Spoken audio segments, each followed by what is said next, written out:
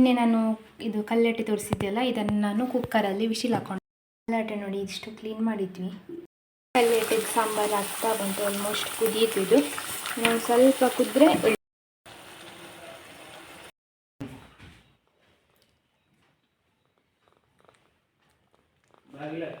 ಇವತ್ತು ನಂದಿ ಇದ್ದಾನೆ. ಎಂತ ನಂದಿ? ಸ್ವಲ್ಪ ಬಿಳಿಯಾಗಿದ್ದಾನೆ ನೋಡಿ ನಮ್ಮ ನಂದಿ. ಈಗ ಮಸಿ ಹತ್ರ.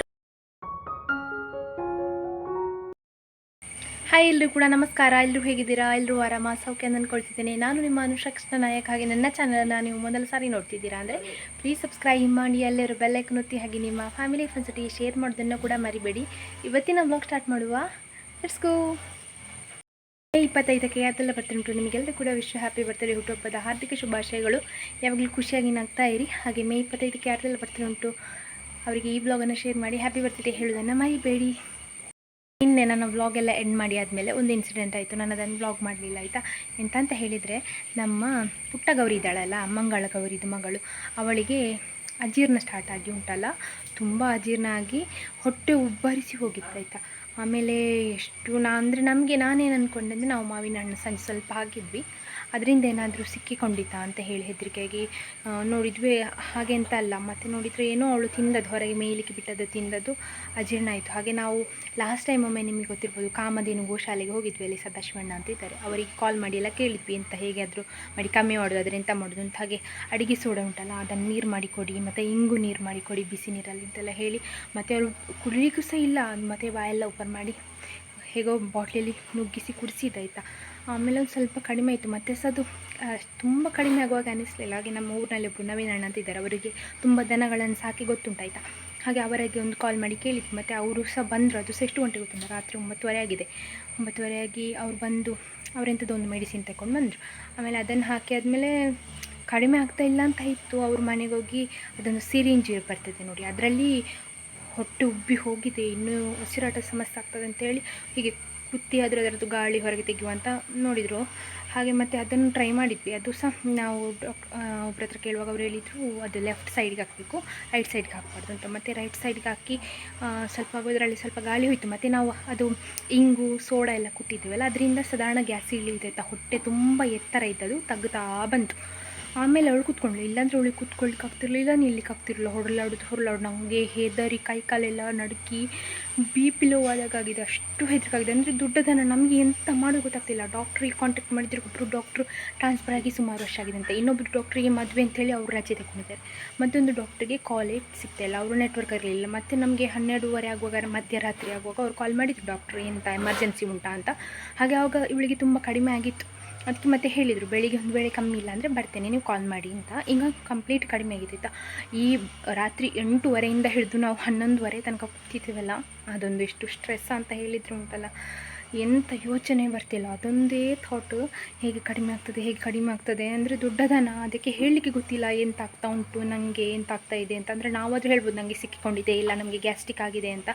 ಅದಕ್ಕೆ ಅಜೀರ್ಣ ಅಂತಲ್ಲ. ನಾನು ಲೈಫಲ್ಲಿ ಇಷ್ಟು ಸಮಯದಲ್ಲಿ ದನ ಸಾಕಿದಲ್ಲಿ ಮೊದಲ ಸಲ ನೋಡಿದ್ದು ಹೀಗೆ ಒಂದು ದನಗಳು ಅನುಭವಿಸೋದನ್ನು, ಇಲ್ಲಿ ತನಕ ನೋಡಿರಲಿಲ್ಲ. ಹಾಗೆ ಯಾರಾದರೂ ದನ ಸಾಕುವವರಿದ್ದರೆ ಅಜೀರ್ಣ ಆದರೆ ನಿಮ್ಮ ಮನೆಯಲ್ಲಿ ಸೋಡಾ ಉಂಟಲ್ಲ, ಅಡುಗೆ ಸೋಡಾ ಅಂತಂದು ಉಪಯೋಗ ಮಾಡ್ತೇವೆ ಹುಡಿ, ಅದನ್ನು ಒಂದು ಸ್ವಲ್ಪ ಸ್ಟಾಕಲ್ಲಿ ಇಟ್ಕೊಳ್ಳಿ ಆಯಿತಾ. ತುಂಬ ದನ ಸಾಕುವವರು ಅಜೀರ್ಣ ಆಗ್ತದೆ ಅಂತಂದರೆ ಫಸ್ಟ್ ರೆಮಿಡಿ ಅದೇ, ಸೋಡಾವನ್ನು ಸ್ವಲ್ಪ ಬಿಸಿ ನೀರಲ್ಲಿ ಕಲಸಿ ಕೊಡುವಂಥದ್ದು. ಈ ನಾವು ಅಡುಗೆಗೆಲ್ಲ ತರೋದು ಸ್ವಲ್ಪ ಅಲ್ಲ, ನಾನು ಉಪಯೋಗ ಸಹ ಮಾಡೋದಿಲ್ಲ, ಸ್ವಲ್ಪ ಇದ್ದದ್ದು ಅದನ್ನು ಹಾಕಿದ್ದು.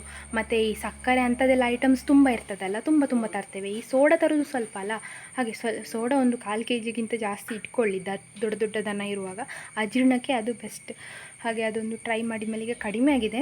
ಇನ್ನು ಈಗ ಅದು ಅಂತ ಹೇಳಿ ಜಗಿತದೆ ನೋಡಿ, ಜೀರ್ಣ ಆಗೋದನ್ನು ಅದನ್ನೆಲ್ಲ ಜಗಿತಿದ್ದಾಳೆ. ಬೆಳಿಗ್ಗೆಯಿಂದ ಸ್ವಲ್ಪ ಹುಲ್ಲು ತಿಂದಳು, ಮತ್ತು ಈಗ ಇವರು ಕುಡಿಲಿಕ್ಕೆ ಸಹ ಕೊಟ್ಟಾಯಿತು, ಕುಡಿತಾ ಇದ್ದಾಳೆ.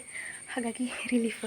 ರಾತ್ರಿ ಎಲ್ಲ ಹೆದರಿಕೆಯಲ್ಲಿ ನನಗೆ ನಿದ್ದೆ ಬರಲಿಲ್ಲ. 3 ಸಲ ಎದ್ದು ಬಂದು ನೋಡಿದ್ದೇನೆ, ಹುಷಾರಿದ್ದಾಳೆ. ಮಲಗಿದಲ್ಲಿ ಸಹ ನನಗೆ ಅದೇ ಕಾಣೋದು.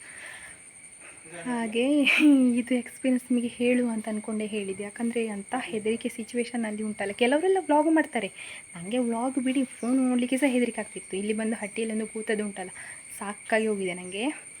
ಹಾಗೆ ನಿನ್ನೆ ನಿದ್ದೆಲ್ಲ ಇಲ್ಲ. ಇವಾಗ ತಿಂಡಿ ಎಲ್ಲ ತಿಂದು ಸ್ವಲ್ಪ ಹೇಗೋ ತಿಂಡಿ ಎಲ್ಲ ಮಾಡಿದ್ದು, ಸರಿ ನಿದ್ದೆ ಆಗಲಿಲ್ಲ.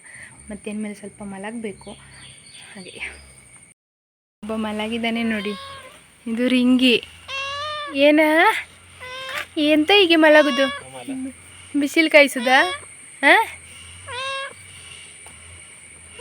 ಹಾಂ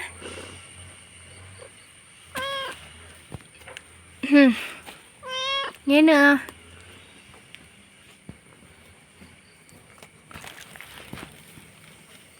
ಮಮ್ಮಿ ಸೊಪ್ಪಿಗೆ ಹೋಗ್ಲಿ. ನಾವು ಸೊಪ್ಪಿಗೆ ಬಂದಿದ್ದೇವೆ ಆಯಿತಾ. ಇಲ್ಲೊಂದು ಹಾವು ಸಿಕ್ಕಿತ್ತು ನಮಗಿಬ್ಬರಿಗೆ ಸಹ. ಯಬ್ಬೋ, ನಾವು ಮೊನ್ನೆ ನೋಡಿದ್ದೆ, ನಿಮ್ಗೆ ಹೇಳಿದ್ದೆ. ಅದಲ್ಲ, ಇದು ಬೇರೆ ಆಯಿತಾ. ನನಗೆ ಸಹ ಒಂಥರ ಅನಿಸೋದು ಹಾವು ನೋಡುವಾಗ. ಇವರಿಗೆ ಸಹ, ಇವರು ಮೈಯೆಲ್ಲ ಇದು ಮಾಡ್ತಾಯಿದ್ದಾರೆ. ಎಂತ ಹೇಳೋದು ಅದಕ್ಕೆ, ಒಂಥರ ಅನಿಸುತ್ತೆ ನಮಗೆ ಅದನ್ನು ನೋಡುವಾಗ. ನಾನು ನಿಮಗೆ ತೋರಿಸ್ತೇನೆ. ಇದು ಹಾವು ನೋಡಿದರೆ ನನಗೆ ಕಮೆಂಟಲ್ಲಿ ಹೇಳಿ, ನಿಮಗೆ ಗೊತ್ತಿದ್ರೆ ಎಂಥ ಹೆಸರು ಅಂತೇಳಿ. ನನಗೆ ಗೊತ್ತಿಲ್ಲ ಇದರದ್ದು ಹೆಸರು.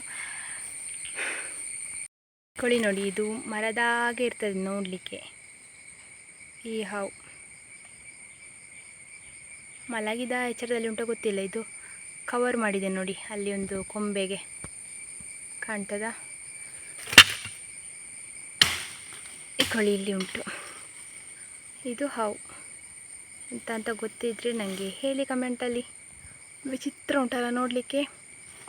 ಕೂತ್ಕೊಳ್ಬೇಕಾದವರು ನೋಡಿ, ಈಗ ಇಲ್ಲಿ ಹತ್ತಿ ಇಲ್ಲಿ ಬಂದು ಕೂತ್ಕೊಳ್ಳಿಕ್ಕೆ ಶುರು ಮಾಡಿದ್ದಾರೆ. ಈಗ ಅಷ್ಟು ಹುಷಾರಾಗಿದ್ದಾರೆ ಇಬ್ಬರು ಕೂಡ ಪಿಲ್ಲಿಗಳು.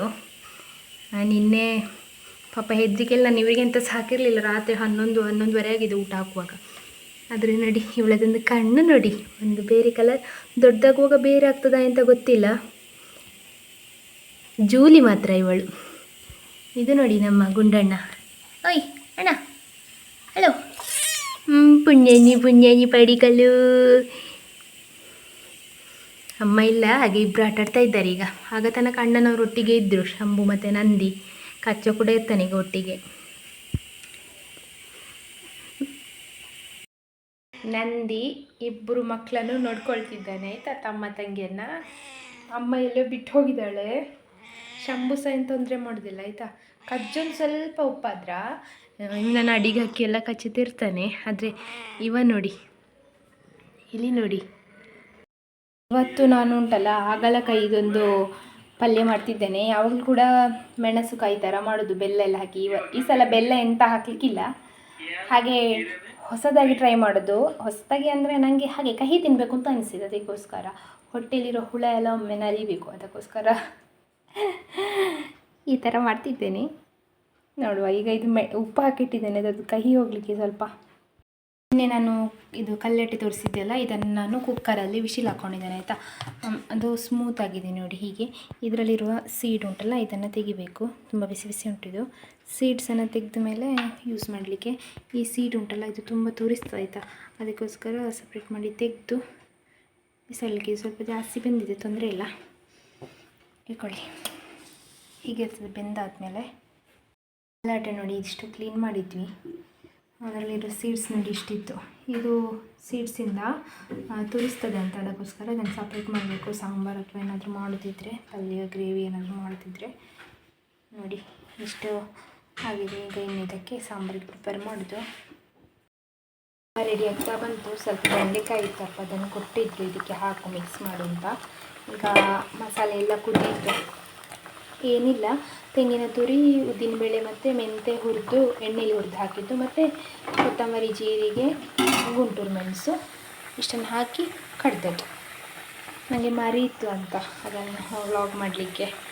ಯಾಕಂದರೆ ನಾನಿವತ್ತು ಇದರದಿನ್ನು ಮಾಡಬೇಕಷ್ಟೇ. ತವ ಇಟ್ಟಿದ್ದೇನೆ, ಹಾಗೆ ಇದನ್ನು ಮಾಡಲಿಕ್ಕೆ ಬೇಗ ಬೇಗ ಆಗಲಿ ಅಂತ ಕಾಯ್ತಿದ್ದೇನೆ. ಕುದೀತಲ್ಲ, ಈಗ ಇದನ್ನು ಹಾಕಲಿಕ್ಕೆ. ಇದರಲ್ಲಿ ಉಪ್ಪೆಲ್ಲ ಸಹ ಸರಿ ಉಂಟು, ಈಗ ಟೇಸ್ಟ್ ಮಾಡಿದೆ. ಹಾಗೆ ಇದನ್ನು ಈಗ ಹಾಕಲಿಕ್ಕೆ, ತುಂಬ ಅಂದರೆ ಲಾಸ್ಟಿಗೆ ಹಾಕಲಿಕ್ಕೆ. ಇದು ತುಂಬ ಬೆಂದಿದೆ ಅಲ್ಲ, ಅದಕ್ಕೋಸ್ಕರ. ಕೆಲವರು ಕಮೆಂಟಲ್ಲಿ ಹೇಳಿದ್ದೀರಾ ಬೇಳೆ ಹಾಕಿ ಅಂತ. ನಮ್ಮಲ್ಲಿ ಅಪ್ಪನಿಗೆ ಗ್ಯಾಸ್ಟ್ರಿಕ್ ಆಗ್ತದೆ, ಅದಕ್ಕೋಸ್ಕರ ಬೇಳೆ ಅಂಥದ್ದೆಲ್ಲ ಕಡಿಮೆ ಉಪಯೋಗ ಮಾಡೋದು. ಕಡಲೆಬೇಳೆದು ಸಹ ಪಾಯಸ ಯಾವಾಗಾದರೂ ತಿಂಗಳಿಗೆ ಒಂದ್ಸಲ, ಇಲ್ಲಾಂದರೆ 2 ತಿಂಗಳಿಗೆ ಒಂದ್ಸಲ ಮಾಡುತ್ತದೆ. ಅವರಿಗೆ ಗ್ಯಾಸ್ಟ್ರಿಕ್ ಇರೋದ್ರಿಂದ ಅಂಥದ್ದೆಲ್ಲ ಬೇಳೆದ ಐಟಮ್ಸ್ ಎಲ್ಲ ತುಂಬ ಕಡಿಮೆ ಮನೆಯಲ್ಲಿ. ಕಲ್ಲಟ್ಟೆದು ಸಾಂಬಾರು ಆಗ್ತಾ ಬಂತು, ಆಲ್ಮೋಸ್ಟ್ ಕುದೀತಿದ್ದು. ಇನ್ನೊಂದು ಸ್ವಲ್ಪ ಕುದ್ರೆ ಇಳಿಸೋದು. ಸುಮಾರು ವರ್ಷದ ನಂತರ ತಿನ್ನೋದು ಇದನ್ನು. ಎಕ್ಸೈಟೆಡ್ ಆಗಿದ್ದೇನೆ ನಾನು. ತುರಿಸ್ತದ ಅಂತ ಗೊತ್ತಿಲ್ಲ. ನಾವು ಇಮ್ಯಾಜಿನ್ ಮಾಡಿಕೊಂಡ್ರೆ ತುರಿಸ್ತದೆ ಅಂತ ಹೇಳಿದರೆ ಹಾಗೆ ಆಗ್ತದಂತೆ. ಹಾಗೆ ಆ ಎನ್ಸಿಗೆ ತಿನ್ನಬೇಕಂತೆ. ನೋಡಿ ಹಾಗಲಕಾಯಿದು ಕೂಡ ಆಗ್ತಾ ಬಂದು ಎಂಡಿಂಗಲ್ಲಿ ಉಂಟು. ಏನೋ ನಂಗೆ ಗೊತ್ತಿರುವ ಹಾಗೆ ಮಾಡಿದೆ. ನನಗೆ ಯಾವಾಗಲೂ ಕೂಡ ಬೆಲ್ಲ ಹಾಕಿ ಮಾಡೋದಾಯ್ತಾ, ಈ ಸಲ ಸ್ವಲ್ಪ ಖಾರ ಹಾಕಿ ಮಾಡಿದ್ದೇನೆ, ಬೆಲ್ಲ ಹಾಕಲಿಲ್ಲ, ಕಹಿ ತಿನ್ನಬೇಕಂತ. ಮಧ್ಯಾಹ್ನ ಊಟಕ್ಕೆ ಇದು ನಿಂಬೆ, ಉಪ್ಪಿನಕಾಯಿ ಹಾಕಿಟ್ಟ ಮೆಣಸು ಮತ್ತು ಹಾಗಲಕಾಯಿದು ಗ್ರೇವಿ ಟೈಪ್ ಮಾಡಿದ್ದು, ಗ್ರೇವಿ ಎಲ್ಲ ಪಲ್ಯ ಎಲ್ಲ ಹಾಗೆ. ಮತ್ತು ಇದು ನಮ್ಮ ಕಾನಗಲ್ಲಟೆ ಬೆಂಡೆಕಾಯಿದು ಸಾಂಬಾರು, ಮಜ್ಜಿಗೆ. ಊಟ ಮಾಡ್ತಿದ್ದಾರೆ ಅಪ್ಪನು ಗಣೀನು.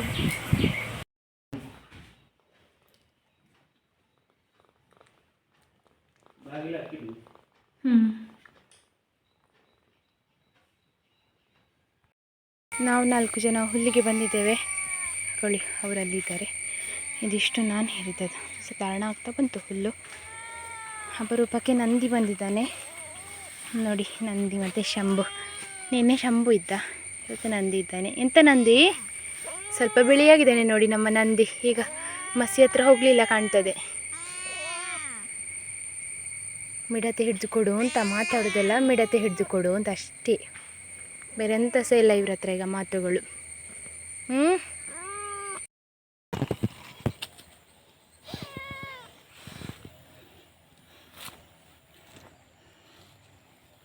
ಹುಲ್ಲಾಯಿತು ನಮಗೊಂದು ಕಟ್ಟ ಹುಲ್ಲು ಕಟ್ಟಿ ಆಯಿತು. ಇವತ್ತು ಬಿಸಿಲುಂಟು, ನಿನ್ನೆ ಥರ ಮೋಡ ಮಳೆ ಅಂತಿಲ್ಲ. ಇವತ್ತು ಮಳೆ ಕೂಡ ಬರಲಿಕ್ಕಿಲ್ಲ ಅಂತ ಅನ್ನಿಸ್ತದೆ, ಗೊತ್ತಿಲ್ಲ. ನಿನ್ನೆ ರಾತ್ರಿ ಜೋರು ಮಳೆ ಬಂದಿದೆ.